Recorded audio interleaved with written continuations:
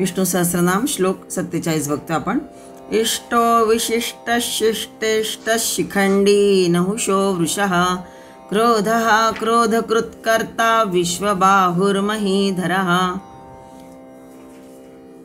हा श्लोकातील पहिलं नाव इष्टः. एकूण 10 नावं आली याच्यामध्ये आणि श्लोकातलं पहिलं नाव इष्टः. तसं क्रमाने 308 नाम बघतोय आपण. ओम इष्टाय नमः. आदि शंकराचार्य भाष्य करताना म्हणतात की परमानंदात्मकत्वेन प्रिय इष्टः किंवा यज्ञेन पूजितः इति इष्टः. परमात्मा हा सर्वांचा आत्मा असल्यामुळे तो सर्वांना इष्ट वाटतो. किंवा यज्ञेन पूजितः म्हटलंय म्हणजे यज्ञाद्वारा पूजिला जातो म्हणून त्याचे एक नाम इष्टः असं आहे. इष्ट म्हणजे इच्छिलेले देणारा, कल्याण करणारा हाही अर्थ होय. किंवा सर्वांना आवडतो. इष्ट म्हणजे प्रिय हाही अर्थ आपल्याला माहिती आहे. सर्वांना आवडतो तो म्हणजे मनोवांछित देणारा, कल्याण करणारा किंवा सर्वांना प्रिय म्हणून त्याचं एक नाम इष्टः. जो मनुष्य श्रेष्ठ आणि प्रेष्ठ असतो त्याचंच यजन म्हणजे भजन पूजन मनुष्य करीत असतो. असा श्रेष्ठ आणि प्रेष्ठ एक परमानंद स्वरूप कोण असेल तर परमात्माच होय. आणि म्हणूनही तो इष्ट म्हणजे यजिला पूजिला गेलेला आहे. स्वर्गातील अमर देवताही त्याचे यजन करतात. त्या परमात्म्याचे यजन मर्त्यही करणारच. जर त्या देवता यजन करतात तर मर्त्य लोकातील मनुष्य त्याचे यजन करणारच. परमात्मा हा सर्वांचा स्वात्मा आहे. त्यामुळे तो सर्वांना इष्ट वाटतो. प्रत्येकाला आपला जीव जसा प्यारा आहे, परंतु हा प्यारा जीव मनुष्य केव्हा केव्हा देतो. आत्महत्या करतो ते का? तेही तो आपल्या स्वतःसाठीच करीत असतो. त्याला हे जीवन अनिष्ट असह्य वाटू लागतं म्हणून तेव्हा तो त्याचा त्याग करतो. तो ज्याचा त्याग करतो ते अनिष्ट असतं आणि बाह्य असतं, अस्व असतं म्हणजेच अनात्म असतं.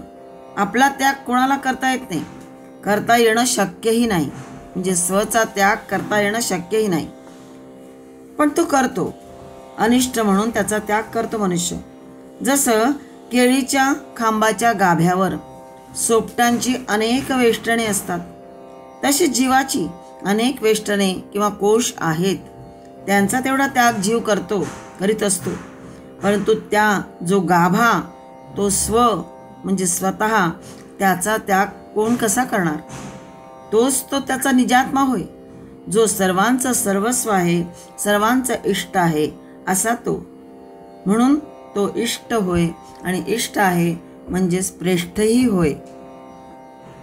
श्लोक 47 309 नाम बघतो आपण. अविशिष्टः. ओम अविशिष्टाय नमः. आदि शंकराचार्य भाष्य करताना म्हणतात की सर्वेषां अंतर्यामित्वेन अविशिष्टः. जो सर्वात मिळून मिसळून राहतो. सर्वांच्या अंतर्यामी, सर्वेषां अंतर्यामी असं म्हटलंय. सर्वांच्या अंतर्यामी अंतरंगात समभावाने राहूनही जो उरतो. अविशिष्ट एकच असूनही वेगवेगळ्या रूपात सर्वत्र राहतो. अविशिष्ट याची म्हणजे या शब्दाची फोड करून सांगितलं तर कसं होईल? जर बाजूला केला म्हणजे म्हणजे अचा अर्थ आहे नाही, आणि विशिष्ट मध्ये विशिष्ट मिळालेला आहे शब्द, दोन्ही मिळून अविशिष्ट आहे. म्हणजे नाही आणि विशिष्ट म्हणजे वेगळा आगळा. परमात्मा हा वेगळा आगळा कसा वर्णावा? तो तर अवर्णनीय आहेच. जो वेगळा नाही तर कसा आहे? अनन्य साधारण होय. त्याच्यासारखे दुसरे काही नाहीच. आणि म्हणूनच हे नव्हे असं व्यावर्तन करीत करीत जगावेगळे ते म्हणावे लागतं. अणोहो अणियान महतो महीयान म्हणजेच सूक्ष्माहूनही सूक्ष्म आणि महनीहूनही महत असं याचं वेगळेपण होईल.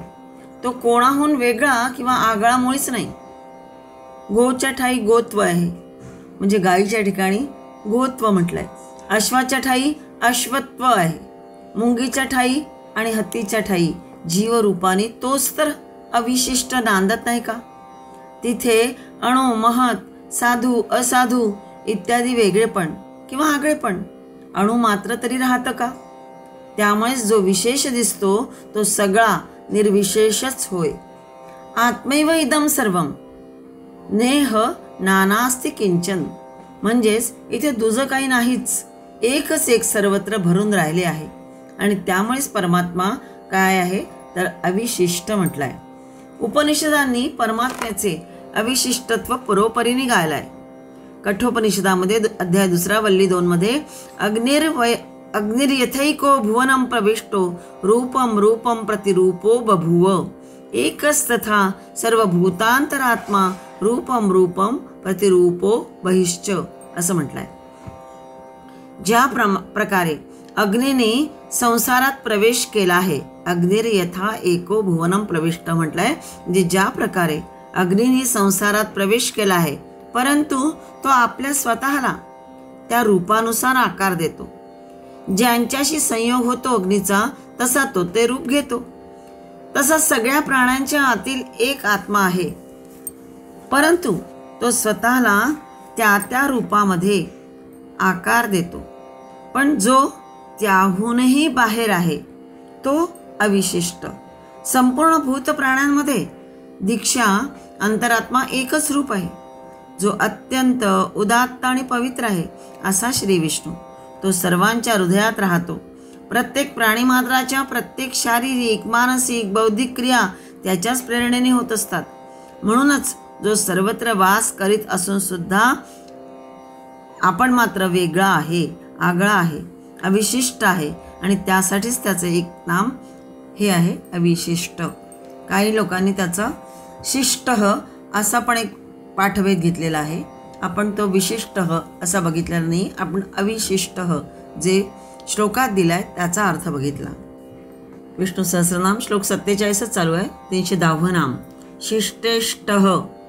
ओम शिष्टेष्टाय नमः. शिष्टानां विदुषामिष्ट शिष्टेष्ट. शिष्टा इष्टा असेति वा असं भाष्य केलेलं आहे. शिष्टचा इथे 2 शब्द आहेत, शिष्ट आणि इष्ट. शिष्टेष्ट या नामामध्ये 2 शब्द आहेत. एक शिष्ट आहे आणि दुसरा आहे इष्ट. संधी नियमाने शिष्टेष्ट झालेला आहे. शिष्टचा एक अर्थ आहे विद्वान आणि इष्ट म्हणजे प्रिय. जो विद्वानांना विदुषाम म्हटलेला आहे भाष्यामध्ये. विदुषाम इष्ट, जो विद्वानांना इष्ट आहे, प्रिय आहे. शिवाय त्यांच्याकडून तो यजिला आहे, पूजिला जातो विद्वानांकडून. आणि म्हणून त्याचं एक नाम शिष्टेष्ट आहे. शिष्ट म्हणजे विद्वान, इष्ट म्हणजे प्रिय. आणि अशा विद्वानांकडून जो पूजिला जातो, यजिला जातो, म्हणून त्याचं नाम एक शिष्टेष्ट आहे. तोच भक्तांचा, निष्ठावान भक्तांचा प्रियतम होय. तोच त्यांचं ध्येयही आहे आणि तोच त्यांचं गंतव्यस्थानही होय. आणि म्हणूनच काया वाचा मनाने भक्त त्याचीच तर उपासना करतात. गीतेच्या 17व्या अध्यायामध्ये 4था श्लोक बघा, त्यातही सांगितलंय, यजन्ते सात्विका देवान यक्ष रक्षांसी राजसाहा प्रेतान भूतगणांश्चान्ये यजन्ते तामसा जनहा. सात्विक लोक कोणाचं यजन पूजन करतात तर त्या परमात्म्याप्रतीच त्यांची श्रद्धा असते, दृढ श्रद्धा असते. आणि त्यांचंच यजन पूजन हे सात्विक लोक करत असतात. राजसवृत्तीचे लोक त्यांना यक्ष आणि राक्षस प्रिय वाटतात. आणि असंस्कृत, अशिक्षित जे तामसाहा जनाहा म्हटलं आहे ते कसे आहेत? असंस्कृत, अशिक्षित म्हणजे अज्ञानी. या अर्थाने लोकांचं प्रेम कोणावर असतं तर ह्या लोकांचं प्रेम प्रेतान, भूतगणान अशा प्रकारे त्यांच्यावर त्यांचं प्रेम असतं. त्यांच्यावर त्यांची दृढ श्रद्धा असते. हा श्रद्धात्रय विभाग योग नावाचा अध्याय 17वा अध्याय म्हणजे गीतेचा. त्यांचा पूजा विषय हे मूढ आणि घोर स्वरूपाचे लोक करत असतात. त्यांना तामस म्हटलंय. ज्यांची श्रद्धा, बुद्धी, दृष्टी विशुद्ध आहे, त्यांचे श्रद्धेय, ज्ञेय आणि दर्शन मान्य समजावे. म्हणजे ज्यांची सात्विक श्रद्धा आहे, दृढ आहे, बुद्धी दृढ आहे, दृष्टी विशुद्ध आहे, अशा सगळ्यांचे दर्शन मान्य समजावे. तिच्या मार्गदर्शनास मग अनुसरून माणसांनी चालत जावं, त्या लोकांचं अनुसरण करावं. त्यांनी ज्यांना आपलं श्रद्धेय स्थान मानलंय त्याप्रमाणे त्यांना अनुसरून मनुष्याने चालत जावं. आणि मनुष्य चालतोही त्याप्रमाणे. काहीच या लोकांच्या पद्धतीने राजस वृत्तीचे आणि तामस वृत्तीचे मात्र वेगळ्या मार्गाने जाण्याचा प्रयत्न करत असतात आणि त्यांचा मार्ग, त्यांचं गंतव्यस्थान मग परमात्मा नसतंच, भलतीकडेच ते भटकतात. त्याचप्रमाणे माणसाचे किंवा जीवाचे म्हणा, श्रद्धा आणि बुद्धी हे दोन्ही डोळे आहेत आणि त्या उभयतांच्या समुच्चयाने बनणारी जी दृष्टी आहे ते जीवाचे मार्गदर्शक तत्व आहे आणि त्यालाच दर्शन असं म्हणतात. त्या दर्शनास अनुसरून माणूस व्यवहारातही वागत असतोच. म्हणून आपलं दर्शन नेहमी विशुद्ध ठेवणे. कारण व्यवहारात सुद्धा आपल्याला कोणीतरी एखादा आदर्श लागतो आणि त्याच्यानुसार आपण वागत असतो, आपले व्यवहार करत असतो. श्रेष्ठ ज्येष्ठ व्यक्तींच्या नुसार आपण वागतो. पण जर दर्शन विशुद्ध असेल तर योग्य मार्गात जातो आपण, व्यवहारात सुद्धा यश संपादन केलं जातं. म्हणून आपलं दर्शन नेहमी विशुद्ध ठेवणे आणि ज्यांचं विशुद्ध आहे, ज्यांची दृष्टी बुद्धी विशुद्ध आहे त्यांचं अनुसरण करणे हे महत्त्वाचं आहे. तसे न झाल्यास मग ज्यांचं दर्शन विशुद्ध आहे असे पाहून त्यांच्या दर्शनानुसार वागणं हेच मनुष्यासाठी हिततम मानावे असं वाटतं. हाच निर्णय गीतेच्या 16व्या अध्यायात सांगितलाय शेवटच्या श्लोकामध्ये. तस्मात् शास्त्रं प्रमाणन्ते कार्याकार्यौ व्यवस्थितौ ज्ञात्वा शास्त्रविधानोक्तं कर्म कर्तुमिहार्हसि. म्हणून महिमा शास्त्रांनी गायलाय. कोणाचा? ज्यांचा महिमा शास्त्रांनी गायलाय, ज्यांचं आचरण शास्त्रांच्या सिद्धांतानुसार असतं, अशा संत महापुरुषांचे आचरण आणि वर्तनानुसार वर्तन करणे हे सुद्धा शास्त्रानुसार आचरण करणेच होय. अर्जुनाला उपदेश करताना भगवंत म्हणतात, शास्त्राज्ञा समजून तू युद्ध कर. ते काही पापजनक नाही. शास्त्र वचन न मानता अहंतेने स्वार्थाने केलेली जी वर्तणूक असते ती दुःख देणारी असते. म्हणून या श्लोकाचं महत्त्व 16व्या अध्यायात जास्त आहे.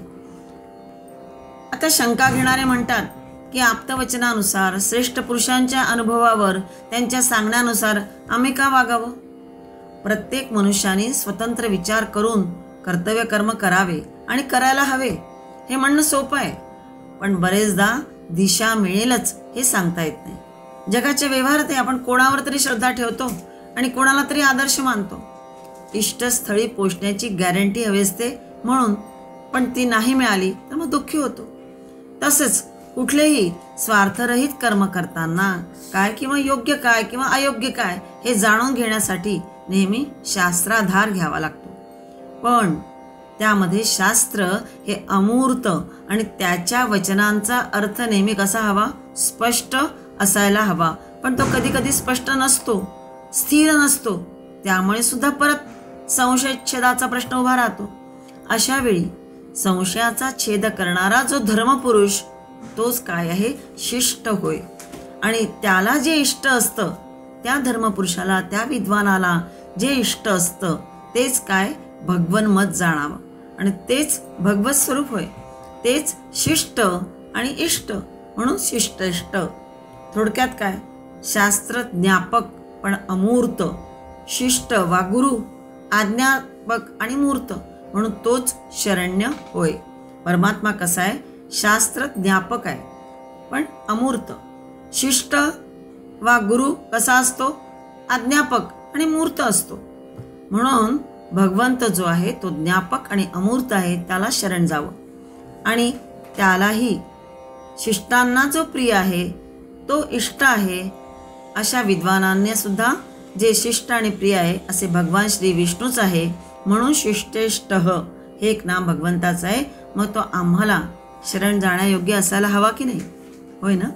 असा अर्थ याचा घ्यायचा आहे आपल्याला. श्लोक 47 311 नाम बघतो आपण. शिखंडी. ओम शिखंडीने नमः. शिखंड कलापोलंकारोस्येति शिखंडी यतो गोपवेशधरः. शिखंडचा अर्थ आहे कलाप अर्थात तुरा आणि शिखंडी म्हणजे तुरेदार. भगवंताचे शिरोभूषण मोरपंख श्रीकृष्णावतारात होते. गोपवेशधारी श्रीकृष्ण बालपणात मयूरपीस मुकुटामध्ये खोलेला असे असं वर्णन भागवतामध्ये आढळतं. मोर, कोंबडा हा पक्षी, काही पक्षी पण आहेत असे की ते तुरेदार आहेत. तर बैलाला वशिंडवाला, म्हणजे बैल वशिंडवाला आहे, असं जे मूर्धन्य वैशिष्ट्य आहे ते पशुपक्ष्यांमध्ये आढळतं. त्यात त्यांचा आत्मगौरव, ऐट आणि मस्ती दिसून येतं. गोपालकृष्णाने मोरपीस डोक्यात घेऊन तो शिखंडी झाला, म्हणजे तुरेदार अशा अर्थाने, म्हणून तो शिखंडी म्हटलेला आहे. मोरपिसातील ते विविध रंग, छटा, त्यांचा तो मधला डोळा, सारच कसं आहे, अनुपमेय. त्याचे रंग, रूप, चैतन्य सारच अद्भुत आहे. भगवंतानी ते आपल्या केशकलापात व शिरोवेष्टनात मोरपीसच खोलाय. त्यात त्याची सृष्टीशी आत्मीयता दिसते. आपल्या भोवतालच्या सृष्टीचं प्रेम आणि गौरव आहे. गोपालकृष्णाने हे सृष्टीचं प्रेम आणि गौरव, सृष्टी तादात्म्य यथेष्ट अनुभवलं आणि उमटवलं. खरोखरच सृष्टीशी एकरूप झाला होता. तो वनमाली मोरपीस डोक्यात खोवून तो शिखंडी झाला. यात नवलते काय? रान फुलांचं कौतुक करणाऱ्या कृष्णाची सर गुलाबाचं रक्तफूल ओटाच्या गुंडीघरात लावणाऱ्याला कशी येणार? एक सृष्टीचा बालक आहे तर दुसरा पालक म्हणवला जातो. सृष्टीशी तादात्म्य, आत्मीयत्व न अनुभवता जो तिचं फूल धारण करतो तो उसनी ऐट करतोय हे समजायला हवं.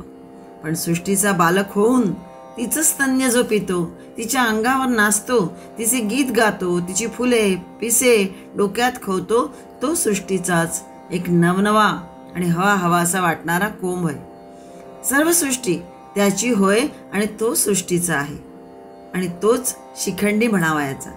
कारण माता जशी आपल्या बालकाला स्वलंकृत करत असते, शिखंड मंडित करीत असते, ती त्याला राजा म्हणते आणि राजवट नटवते, सजवते.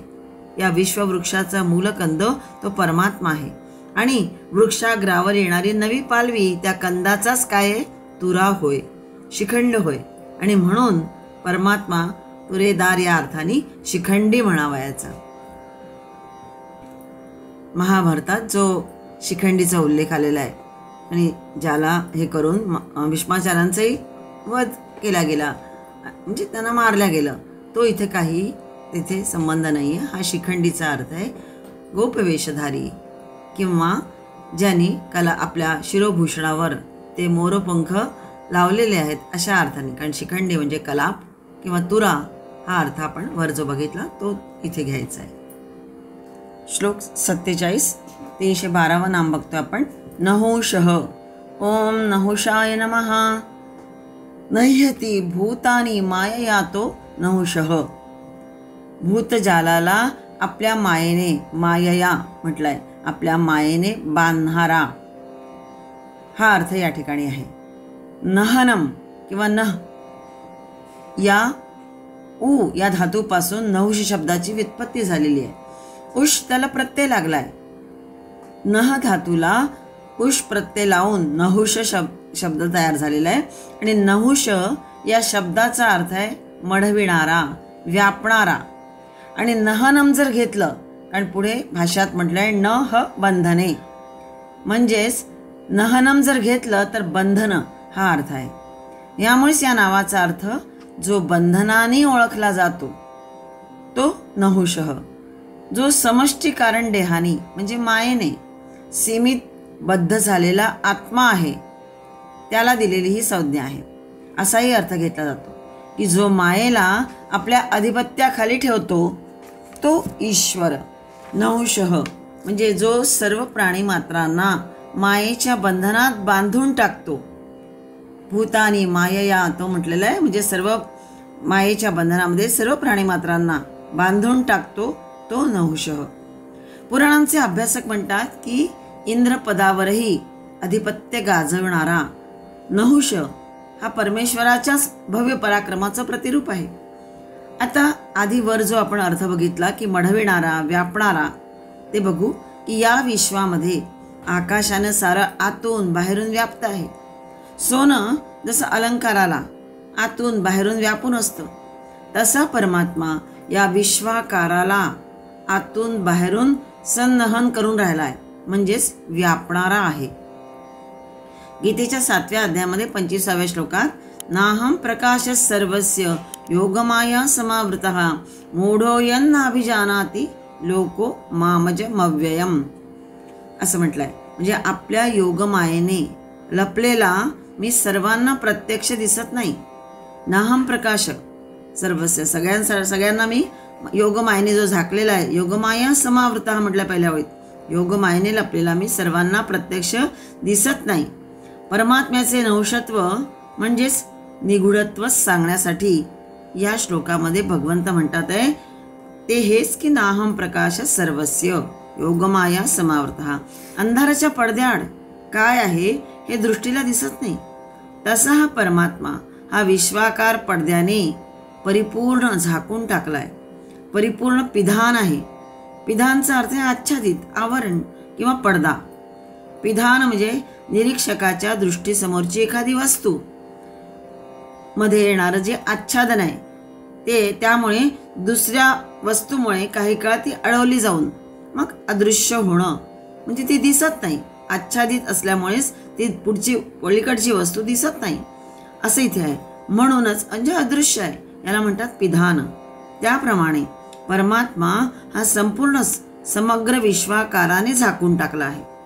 हा विश्वाकाराचा भास सगळाच्या सगळाच नाहीसा होईल तेव्हाच तो नहुष, तो योगमाया समावृत हिरण्यपात्र पिहित परमात्मा दृग्गोचर होईल, दृश्य होईल. आणि तो कोणाला दिसतो? फक्त योगिनाम, योग्यांसाठीच तो सुलभ आहे, बाकी सगळ्यांना दुर्लभ आहे असंच म्हटलं जातं. नहुषचा अर्थ आहे व्यापणारा किंवा मायेने बांधणारा, आणि दुसराही अर्थ घेतलाय की मढवणारा, अशा अर्थाही त्याचा अर्थ. म्हणजे बंधनात टाकून जो सर्व प्राणी मात्रांना मायेच्या बंधनात टाकतो तो नहुष, हा अर्थही त्याचा आहे. श्लोक 47 313 नाम बघतोय. वृषः. ओम वृषाय नमः. कामानां वर्षणात् वृषः धर्मः. वृषो हि भगवान धर्मः. जो आपल्या सर्व भक्तांच्या वर इच्छापूर्तीचा वर्षाव करतो. कामानां वर्षणात म्हटलंय, त्याचं एक नाम वृषः म्हटलंय. परमेश्वर हा कसा आहे? धर्मस्वरूप आहे. वृषो हि भगवान धर्म म्हटलंय आदिशंकराचार्यांनी, की परमेश्वर हाच धर्मस्वरूप आहे असेही भाष्यात म्हटलंय. याआधी पण अशा प्रकारचं नाम आपण बघितलेले आहेत काही. म्हणजेच वृषो हि भगवान धर्म. धर्म म्हणजे ज्या आधाराने व्यक्ती ही व्यक्ती म्हणून अस्तित्वात राहू शकते व ज्याच्या वाचून व्यक्तीचं अस्तित्व असूच शकत नाही, तो त्या व्यक्तीचा धर्म आहे. त्या दृष्टीने पाहता प्रत्येकाचा आधारभूत धर्म काय? आत्माच आहे. त्यामुळे श्री विष्णूचे वृष हे नाम तो दुसरा कोणी नसून आपला प्रत्यक्ष आत्माच आहे असं सुचवतो. एक अर्थ आपण बघितला की भक्तांवर इच्छापूर्ती वर्षाव करतो. कामानां वर्षणात म्हटलेलं आहे सुरुवातीलाच भाष्यात. म्हणजे भक्तांवर इच्छापूर्तीचा वर्षाव करतो. संत संपत सुख के कारण हे जे म्हटलं जातात आहे की ही सुख कारणे जो वर्षतो तो वृष, म्हणजेच वर्णाश्रम धर्म होय. पण धर्म नुसतीच संतती संपत्ती देत नाही, तर तो वस्तुतः मानवाचं जीवित जेणेकरून कृतार्थ होते तो परमपुरुषार्थ म्हणजे मोक्षही मिळवून देतो. अशा प्रकारे अभ्युदय आणि निश्रेयस या दोन्ही रिद्धी आणि सिद्धी जो यजीला असता वर्षतो, ज्याचं पूजन केलं असताना जो या रिद्धी सिद्धी देतो किंवा अभ्युदय आणि निश्रेयस दोन्हीचा वर्षाव करतो तो वृष म्हणजेच धर्मरूप परमात्मा होय. वर्णधर्माच्या योगे सामाजिक स्वास्थ्य, तर आश्रम धर्माच्या योगे वैयक्तिक स्वास्थ्य संपादिले जाते. व्यवस्थित समाजातील स्वतंत्र व्यक्ती आणि स्वतंत्र व्यक्तींचा व्यवस्थित समाज जिथे नांदतो तिथेच तिथेच धर्माची भरभराट होते, म्हणजे धर्म भरभराटतो. व्यक्तीच्या स्वातंत्र्याचं लक्ष्य समाजाचे संपूर्ण हित म्हणजेच सर्व भूते रती असलं पाहिजे.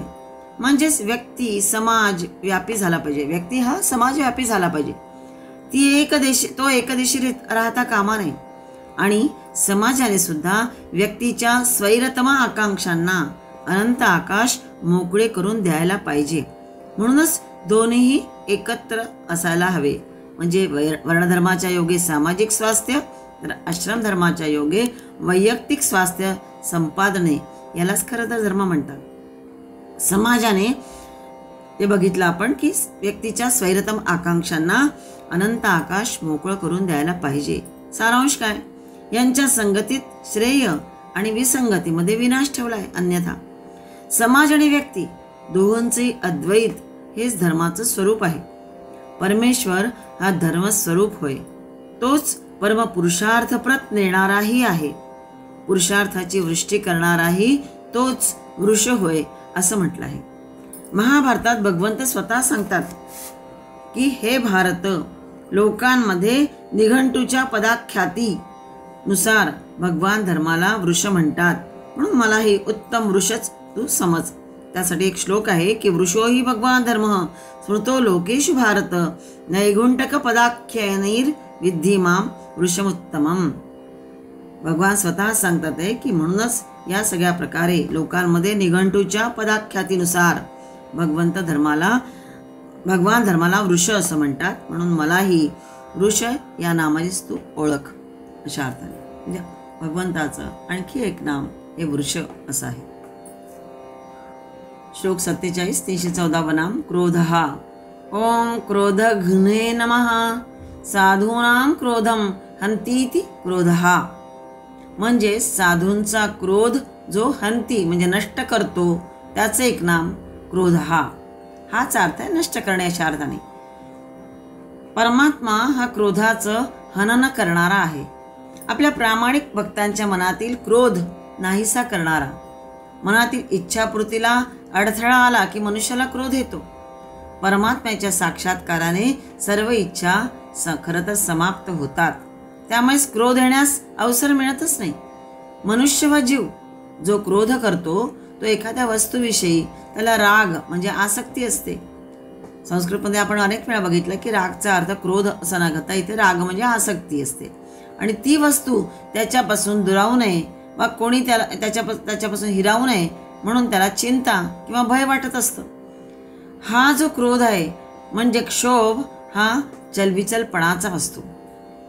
तीच वस्तू आपल्यापासून बाजूला गेली किंवा आपल्याला मिळत नाही आहे त्यामुळे मग चिंता भय वाटतो आणि त्यातूनच क्रोध निर्माण होतो. आपण दुसऱ्या अध्यायात गीतेच्या बघितलंय की कामात क्रोधोभिजायते. कामामुळे आसक्तीमुळे क्रोध उत्पन्न होतो. कामना पूर्ण झाल्याने की तो वाढतो. हा जो क्रोध आहे ज्याचा गेला त्याला स्थितप्रज्ञ म्हटलाय. राग द्वेष वियुक्त असतो विषया निंद्रियेश्चरन. ज्याचे अंतःकरण स्वतःच्या ताब्यात आहे, जो सर्व कामनांचा विषयांचा उपभोग घेत असूनही सदा प्रसन्नता अनुभवतो, कधीही अल्पसंतुष्ट राहत नाही किंवा त्यामुळे कामना पूर्ण झाल्या म्हणून क्रोधिष्ठही होत नाही. क्रोध त्याच्यावर हावी होत नाही. समर्थ रामदास म्हणतात करी वृत्ती जो संथ तो संत जाणा. असं बाळबोध पण नेमकं केले त्याचं वर्णन. राग म्हणजे आसक्ती प्रेम. संस्कृतमध्ये आपण बघितलं आपण की ह्याचा अर्थ आसक्ती प्रेम असा आहे. आसक्तीमुळेच मग भय चिंता क्रोध उफाळून येतात. ध्यायतो विषान पुंसस संगस्तेषुपि जायते. गीतेच्या अध्यायात हे सगळं आलेलं आहे वर्णन दुसऱ्या अध्यायामध्ये स्थितप्रज्ञाची लक्षणं सांगताना. आणि हे श्लोक पण आपण बरेचदा बघितले. क्रोध परमात्मा कसा नाहीसा करतो तर भक्ताला त्या शांतिरूप परमात्म्याचा मग ध्यास असतो. अशा भक्तासाठी परमात्मा कसा होतो? क्रोध हा त्याचा क्रोध आपोआप नाहीसा करतो. परमात्मा स्वभावताच कसा आहे? शांतिरूप. आणि म्हणूनच क्रोध नाहीसा करणारा म्हटलाय तर काही योग्य आहे ते सगळं. जसा प्रकाश हा स्वभावतः तिमिरहा आहे. तिमिरहा म्हणजे काय? अंधार दूर करणारा. निबिर म्हणजे अंधार आणि अंधार दूर करणारा नष्ट करणारा म्हणून प्रकाशाला तिमिरहा म्हटलंय. जीव फार तर फार क्रोधाचं दमन किंवा नियमन करू शकतो, म्हणजे संयमित करू शकतो तो क्रोध. पण त्याचं निर्मूलन म्हणजे पूर्णतः उच्चाटन कोण करून देतो? तर परमात्माच करून देतो. म्हणून तो काम हा म्हटलाय. म्हणूनच क्रोध हा पण आहे. अतृणे पतितो वन्ही स्वयमेवोपशाम्यती. संस्कृत श्लोकाची एक ओळ आहे की या नायाने तो क्रोध निर्बीज होईल हेच खरं. अतृणे पतितो वन्ही म्हणजे तृणरहित जागेवर. अतृणे तृण म्हणजे गवत आणि अतृणे म्हणजे तृणरहित जागेवर पतितः वह्निः म्हणजे जागेवर जर आग पडली तर तो स्वयमेव उपशाम्यते, स्वतःहूनच तो शांत होतो.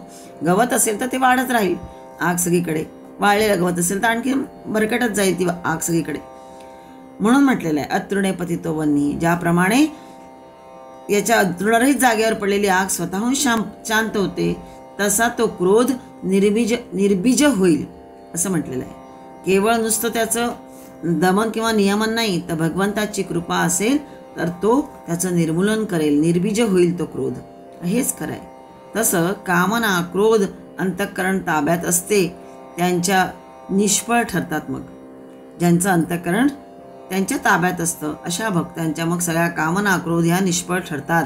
आणि मग अशा भक्तांना तो त्या कामना क्रोध विचलित करू शकत नाही आणि भगवंतही त्यांना तशी बरोबर मदत करतात. म्हणून हा एक भगवंताचं नाम आहे क्रोध. हा श्लोक 47 315 नाम बघतो आपण. क्रोधकृत कर्ता. ओम क्रोधकृत कर्त्रे नमः. आदि शंकराचार्य भाष्य करताना म्हणतात की असाधुषु क्रोधम करोती ती क्रोधकृत. म्हणजेच असाधू दुष्टांवर जो क्रोध करतो, दुष्टांवर जे क्रोध करतात म्हणून त्यांचं एक नाम क्रोधकृत. आणि त्यालाच पुढे कर्ता जोडलेला आहे. भक्तांचे विषय विकार जेव्हा उफाळून येतात तेव्हा प्रामाणिक निष्ठावान साधकाच्या मनात जो त्या विकारांबद्दल क्रोध उत्पन्न करतो म्हणून क्रोधकृत हे त्याचे एक नाम. आणि मग भक्तांचा क्रोध ज्ञानदृष्टी देऊन तो नाहीसा करतो.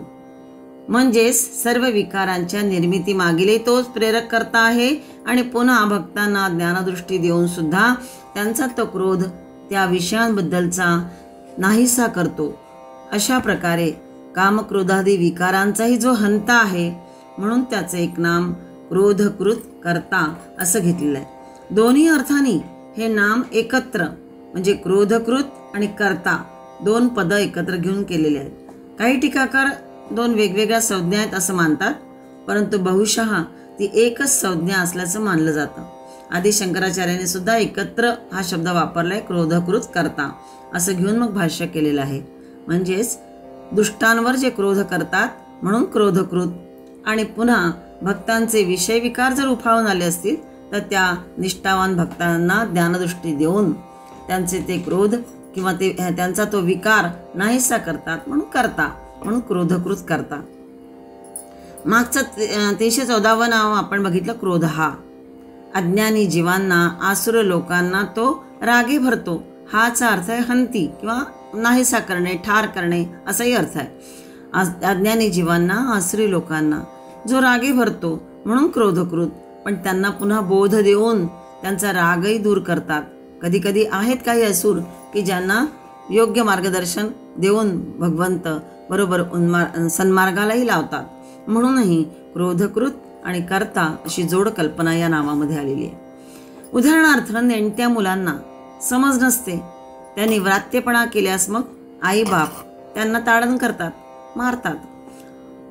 तेवढ्यापुरतं बोध देऊन आणि ताडण करून एकच कार्य केलं जातं, ते म्हणजे उन्मार्गापासून आपल्या मुलांचं निवारण करणं.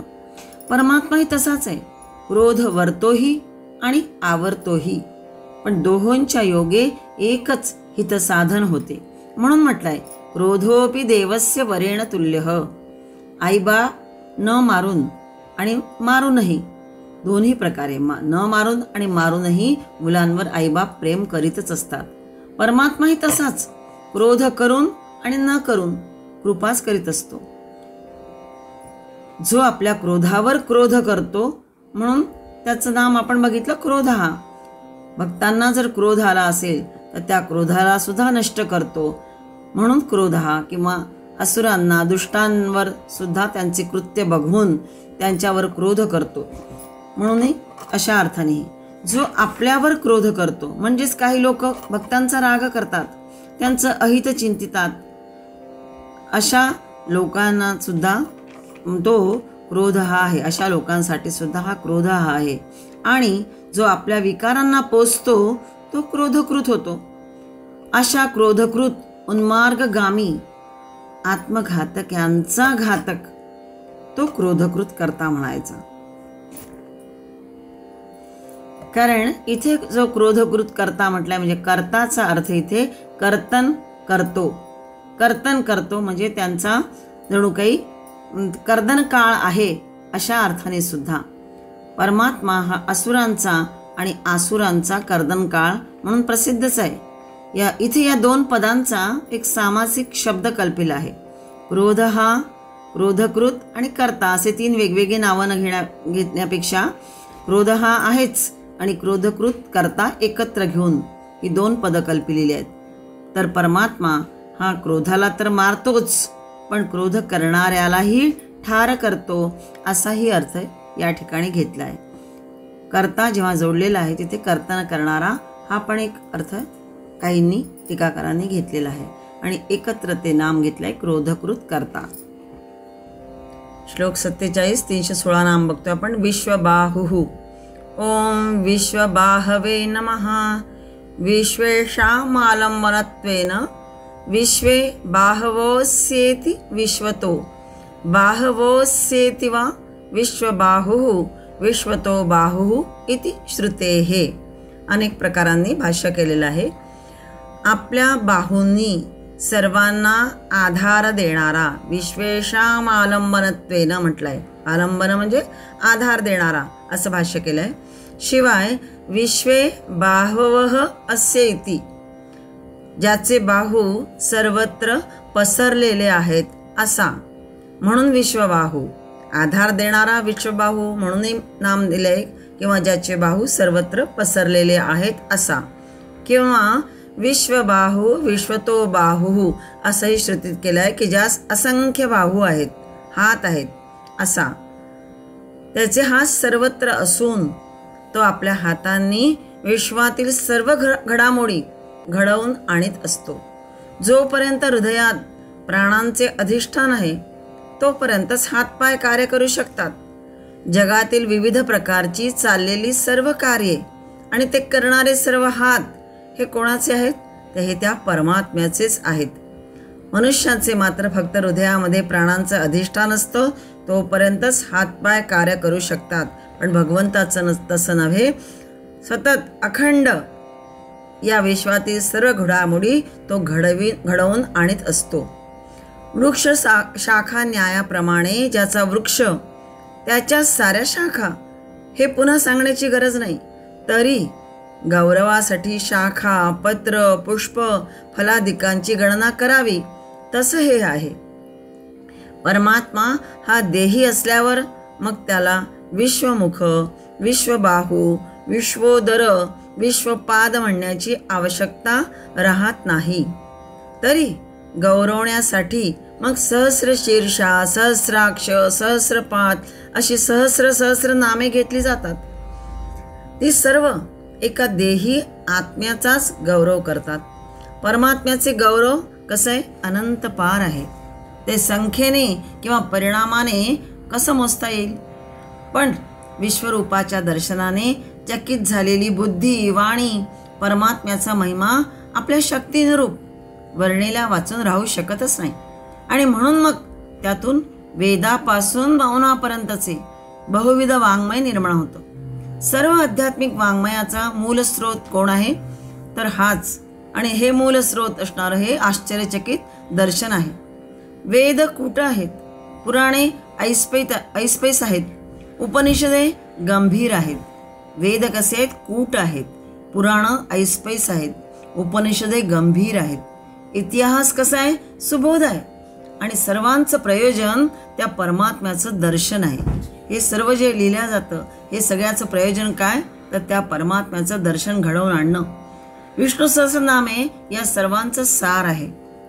असा हा ज्याचे बाहू सर्वत्र पसरलेले आहेत आणि जे कार्यकारी महत्व तत्वच कार्य करते आहे त्यालाच विश्वबाहू हे नामाभिधान म्हणूनच आहे. श्लोक 47 317 नाम बघतो आपण. महीधरः ओम महीधराय नमः. महीम पूजां धरणीं वा धरतीति महीधरः असं भाष्य आदिशंकराचार्य करतात की पृथ्वीचं धारण करणारा. मही म्हणजे पृथ्वी किंवा मही म्हणजे पूजा हाही अर्थ घेतलेला आहे. तो स्वीकारणारा, पृथ्वीचं धारण करणारा किंवा पूजा स्वीकारणारा, जो महीचा म्हणजे पृथ्वीचा आधार आहे आणि गाभा आहे, म्हणूनही महीधर. अशा अनेक प्रकारे त्याचं नामाभिधान आहे. परमात्मा हा विश्वाचं उपादान कारण आहे. ज्याप्रमाणे कापूस हा कापडाचा, माती हा घटाचा, सोने हा अलंकाराचा आधार आहे. म्हणजेच कापूस, माती, सोने याशिवाय कापड आणि घटादी किंवा मातीच्या वस्तू किंवा सुवर्णालंकारांची विविध आभूषणे होऊ शकत नाही. कापूस, माती, सोने असेल तरच हे सगळं घडेल. तेच त्यांचं आधारभूत आहेत. तसे परमात्मा विश्वाचा म्हणजे या पृथ्वीचा, महीचा, भूमीचा आधार होय. म्हणून त्याचं एक नाव महीधर.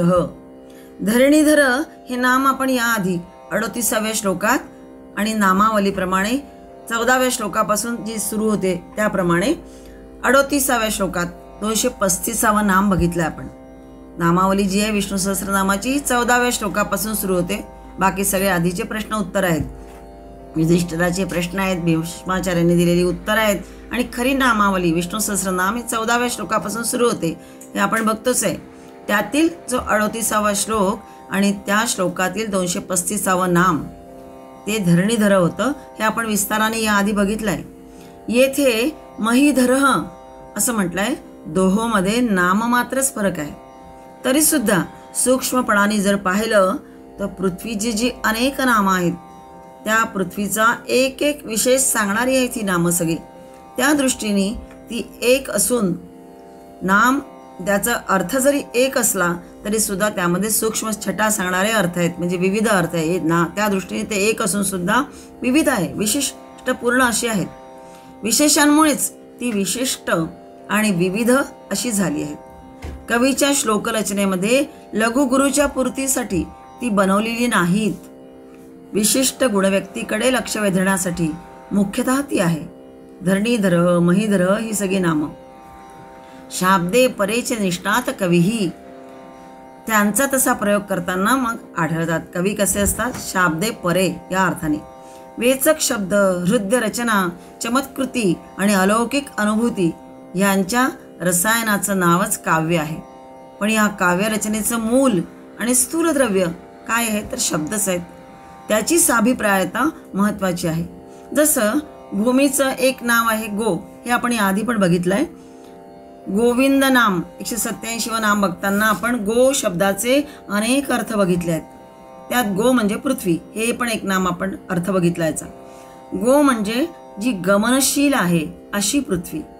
भू म्हणजे भावनाशील आहे ती भूत भावन पृथ्वी. धरणी म्हणजे सर्वांना धारण करणारी चराचर धात्री.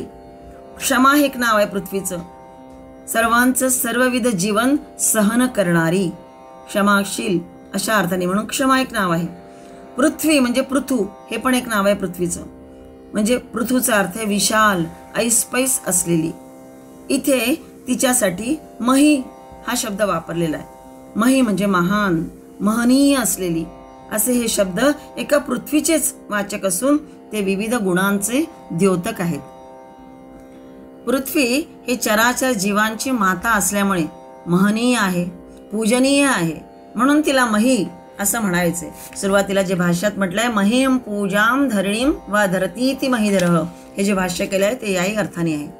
तिचे पाणी ग्रहण आणि धारण सूर्याने केलं आहे पृथ्वीचं, म्हणून ती महीधरः असाही एक अर्थ केला जातो. सूर्य आत्मा जगतस्तस्तुषश्च असं श्रुती म्हणतात. सूर्य आत्मा जगतस्तस्तुषश्च असं श्रुतीनुसार म्हटलं जातं की भूमी ही माता आणि सूर्य हा पिता होय. गाम आविष्यच भूतानी धारे आम्ही ओजसा, गीतेच्या 15व्या अध्यायामध्ये म्हणून म्हटलंय. म्हणून जे आलेलं आहे की सूर्य नारायणाचं पितृत्व त्यात प्रगट करते.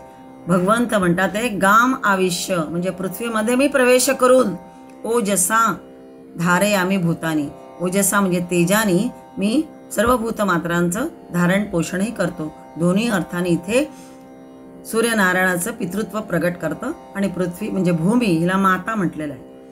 म्हणून महीधर म्हणजे सूर्यनारायण हा पण एक अर्थ इथे घेतलेला आहे. मही म्हणजे महत ब्रह्म व प्रकृती, आणि तिला धारण करणारा परमपुरुष हा कोण? तर महीधर म्हणायचा. अव्यक्त प्रकृती ही सर्व व्यक्त विकृतीहून मोठी असल्यामुळे ती मही होय, आणि तिचा आधार हा अव्यक्त अक्षर असा पुरुष होय. ही जी अव्यक्त प्रकृती आहे ती या व्यक्त विकृती, जे विश्व दाखवलेलं आहे ते या व्यक्त विकृतीहून मोठी आहे, म्हणून मही म्हटलं आहे. आणि तिचा जो आधार तो कसा आहे? अव्यक्त आहे, अक्षर आहे. असा जो पुरुष तो कोण? तर हा उत्तम पुरुष म्हणजे परमात्मा, म्हणून त्याला महीधर असं म्हटलंय. महीधर नामाने भीष्माचार्यांनी त्याची स्तुती केलेली आहे. भक्तांनी भक्तीने केलेले महिमान म्हणजे पूजा, आणि भक्तांच्या हृदयातील भक्तिभाव पूजा धारण जो स्वीकारतो तो कोण? तर भगवान श्री विष्णूच होय, आणि म्हणून त्याचे एक नाम महीधर हे सार्थ वाटतं.